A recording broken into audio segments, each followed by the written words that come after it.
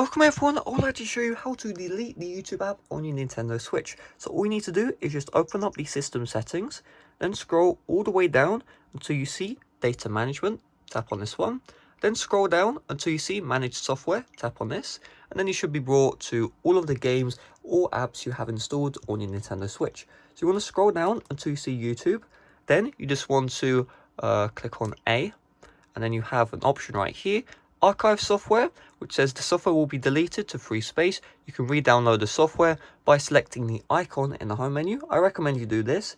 And then delete software means that the YouTube app will be completely deleted off of your Switch, like it is with archive software. However, the app, in order to re-download it, you'll have to go back into the Nintendo Switch store, find YouTube and re-download it. So it doesn't matter which one you choose, either way the YouTube app will be deleted. So we'll just click on delete software, and then you see right here this software will now be deleted. Downloaded software and downloadable content can be re-downloaded from the eShop. So that's just repeating what I said earlier.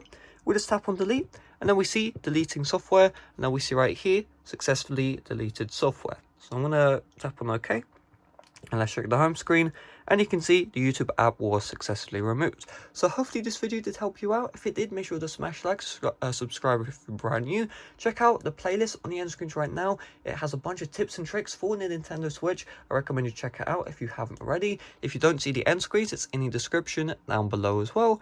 Thanks for watching. See you guys later. Bye bye.